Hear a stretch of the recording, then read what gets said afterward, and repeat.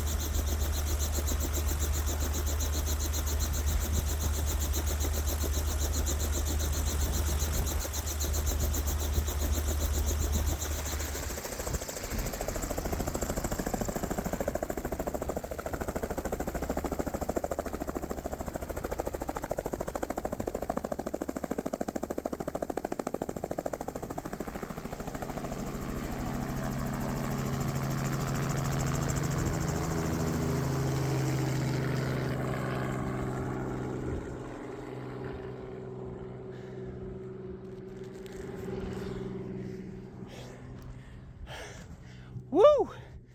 Oh, happy to be home, Piper. All right, that's it, guys. I'm huffing and puffing because that sled was not dragging on the snow very well. Has some frost on the underneath side, which makes it super hard to drag. I don't know if she smells something or she's just happy to be home. All right, I got a few things to do. I'll try to video as I go. I want to go check the batteries in my cabin first before I turn the solar on. I just want to see what they're setting at. They're older batteries, and as soon as I turn the solar on, a battery tender or a trickle charger will start charging them. So I want to see what they're setting before I do that. You can see behind me here, the solar panels have not shed the most recent snow. So I'm actually going to go take care of that probably first. Go down to the cabin, check the batteries, come up here, turn the solar on, and then get a fire going in the cabin right away. All right, so we got Fahrenheit on the it's on the right. Look at that, 18, 17 maybe, 16, 17 degrees. There it is. About 10, 12 Celsius. There you go. There's our two main machines. I will take the panel off of that back part of the porch. We'll be able to drive the machines right out. It'll be sweet. Slight change of plans. I'm gonna get one of the snowmobiles out first. The snow is actually a little bit deeper than it looks, and there are some small drifts here and there, so it's hard to walk through. It's very sugary, very powdery. So I'm gonna get a snowmobile out. I'll be able to drive around to where I need to go. I'll haul the otter sled full of my supplies that I just brought home. I'll be able to haul that all the way down to the cabin without, using my manly strength. And that way it's just one less thing I have to do later, and I'll be able to get things done quicker if I have the snowmobile. Follow?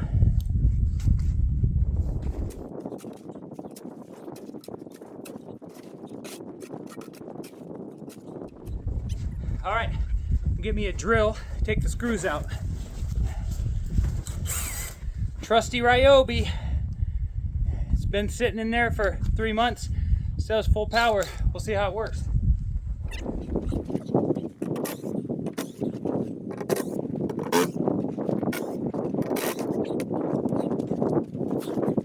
Set that aside for now. I'll drive both machines out eventually. I just need one now, and then we'll cover this back up. So for a machine that has been setting a while, some people drain the gas tanks and the fuel lines. Some people shut the fuel line off if there is a fuel shut off.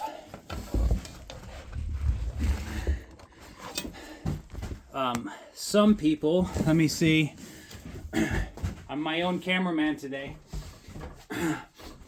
I don't do any of that. I've never had a negative issue for not shutting the fuel off or not draining the fuel lines. But what does happen is the fuel will slowly evaporate or siphon back into the tank from the main fuel line from the carburetor. A trick I learned from a friend: if your machine does not have a primer on it to get that gas back in there, this does not, you put your mouth around the gas tank and you blow as hard as you can, for 5-10 seconds. And essentially you're creating pressure in the tank, which forces gas through the line to the carburetor. Sometimes when you have two people, you can have someone watch that gas come through. It's not like you can really flood it this way. I don't know. I've never done it. Maybe you could. But that's what I'm going to try to do. We'll see how it starts up. I just don't want to crank it a ton with it being cold and the battery not having been used in a long time. So we'll try to get fuel all the way up there.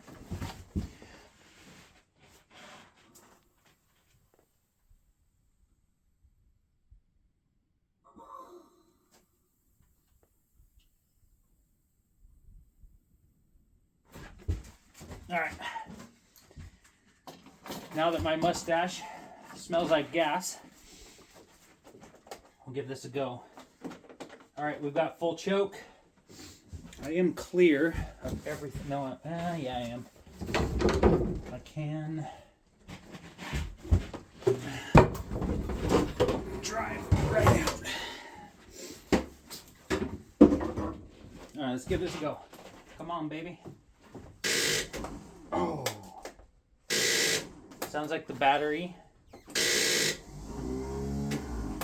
Yeah. All right, maybe I can get a full started.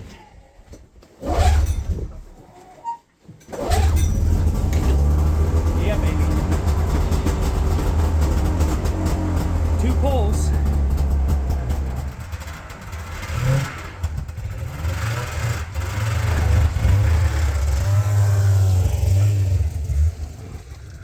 I love it when a plan comes together.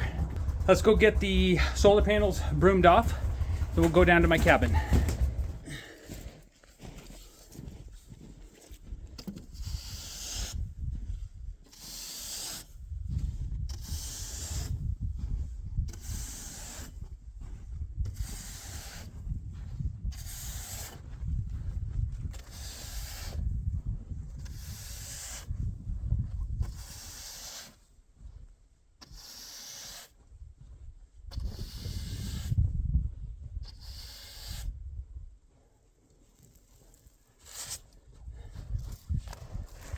That was easy. Now, I didn't exactly approach this the best way. Normally I've got a nice hard packed trail here. You can see the machine's a little cattywampus right there. I think I'm just gonna drive right over the willow bushes there and hopefully barrel down there. I think I should be fine. All right, we'll see. Nope, I still gotta go pull start. This is gonna be fun. All right.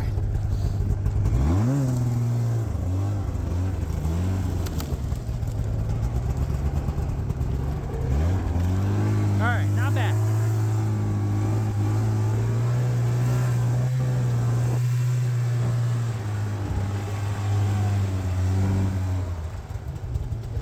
Now, go get a hitch.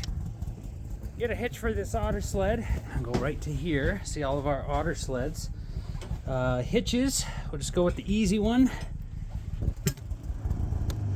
Let's go ahead and shut that off. Telling you what, guys, this is it's hard being my own cameraman, but we have taken way too much time off, Zach and I, from vlogging, and we know how much you guys appreciate our videos, and we appreciate that you watch them. So it may not be the best footage, but it is footage.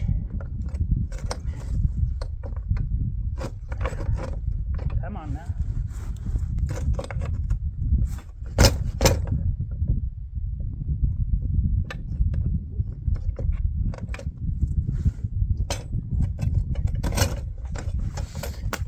Like I said, it is footage nonetheless. And it is raw footage. There we go. One down. Piper! Where you go, little girl? She's probably hunting mice. Ah, here she comes.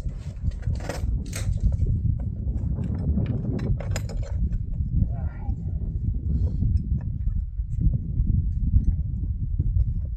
Now, I want to be careful. I want to be careful with this sled. Pulling it down to my cabin. I've got to kind of swing around the front yard in front of the lodge cabins here and then go back. Like I was saying earlier, it's hard to pull because it was frosted on the bottom. It is getting a little easier as I've tugged on it. This Bearcat should do a fine job. It's not a super heavy load, but if I get into a predicament going uphill, side hill, or whatever, the drag on this sled could slow me down enough to where I get stuck. So I just got to be careful for that.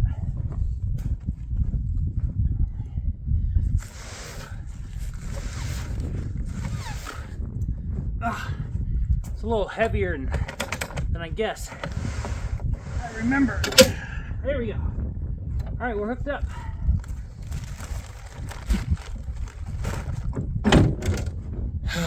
One more pull start here, and we'll get going. I'm gonna go to the other side. All right, let's get this bad boy. Not too shabby.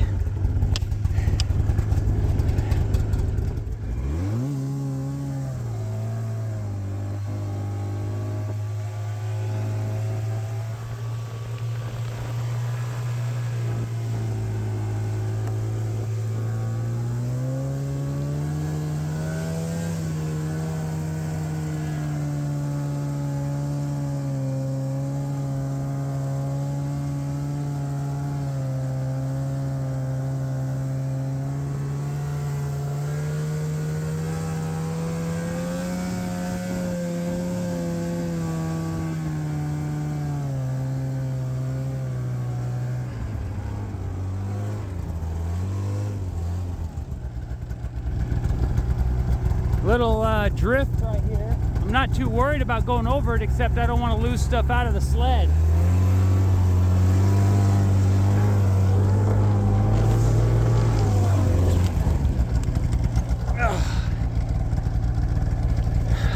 was too concerned about filming.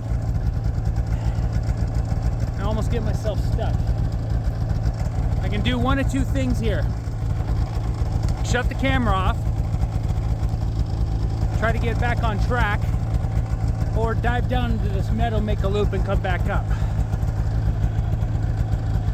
Assessing the situation.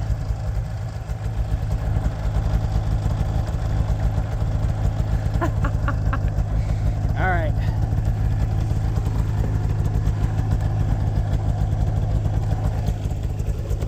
Let's see here.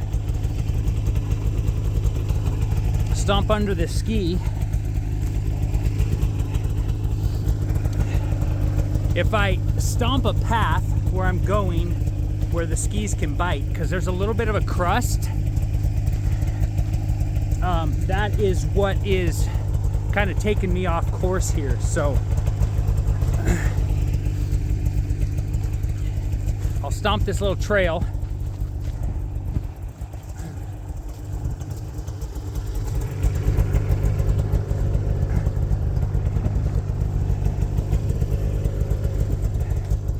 And I should be able to correct it. But I'm not going to hold the camera because I'm going to need both hands. Let's give you a front row seat as long as Piper doesn't get in the way.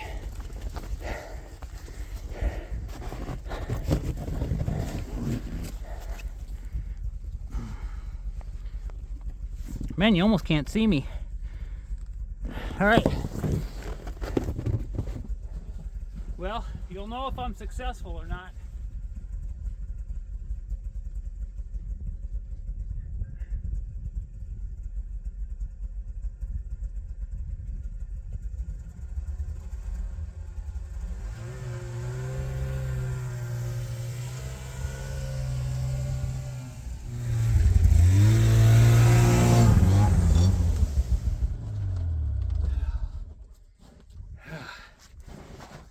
Success. You know, without that wind, it's really not that cold out here. I mean, you know, it's relative. It's about 20, like I showed you. But it doesn't feel that bad.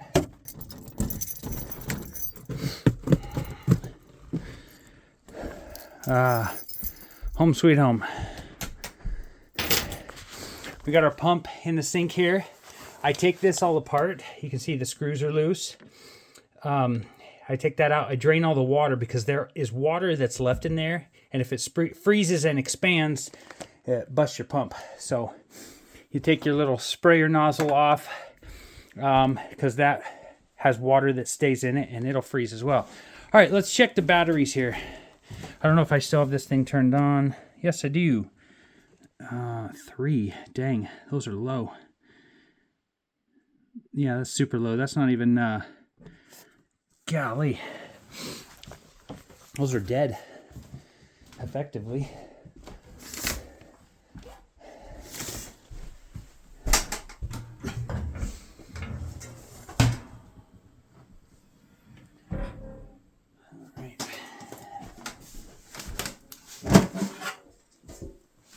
I like to get some really small kindling here.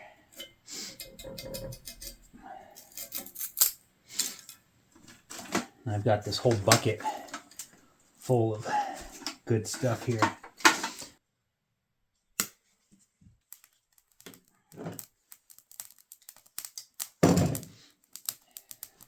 I heard it said once from a survivalist, I think it was Cody Lundin or Dave. No, Dave.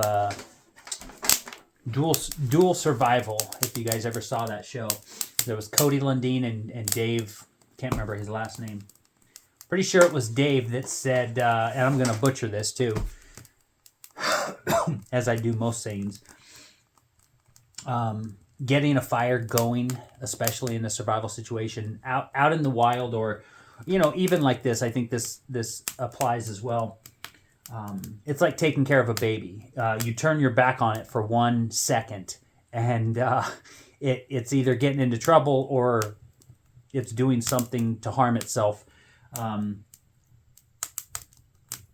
So until you've got a good base like that, you just constantly have to baby it. Yeah, that's the sound I like to hear.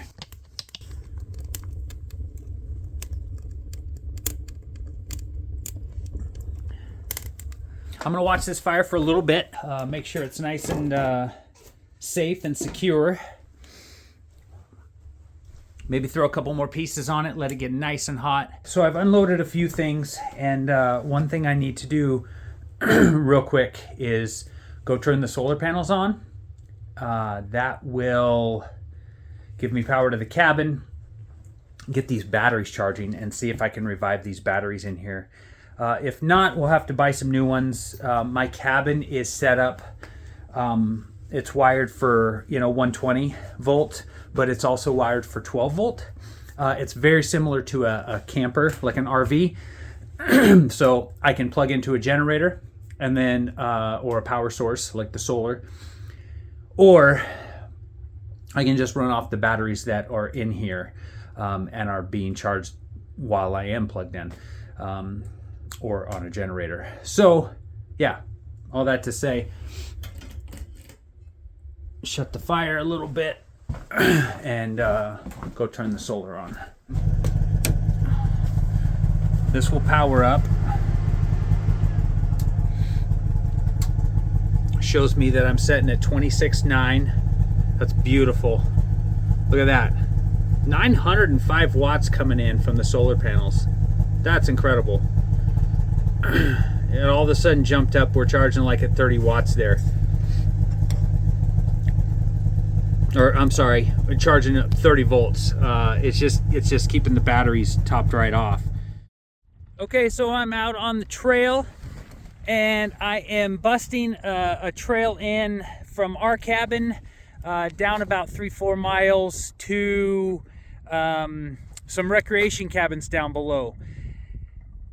I got informed from a friend of mine that the lower part of the trail was good and suitable enough to ride with the snowmobile and haul a load in, get Bonnie and Emma in. So a little change of plans. I'm going to call and cancel the helicopter flight, and I will go down and get Bonnie and Emma via snowmobile tomorrow. So I'm gonna touch up a couple spots on the trail, make sure they're suitable for hauling a trailer across, and put my hand back in its glove because the wind right now is super chilly. I've got Piper running behind me. I made her a nice little bed in the trailer, but she doesn't want to ride. So I figure if I wear her out enough, maybe she will ride. All right, getting back on the trail. This is where I'm going to end this video, guys. I will continue next week with getting Bonnie and Emma home and continuing to get chores done around here and opening up our cabin. We have had beautiful days since we've been home, although very short. Sun rising at around 11:05 and setting at around 2:45, almost 3 o'clock. Crazy, crazy short days. I just wanted to thank you guys so much for watching. We really do appreciate that you watch our videos. Please make sure to give it a thumbs up and hit that subscribe button if you haven't already. And we'll see you guys in the next video. Bramante Brothers.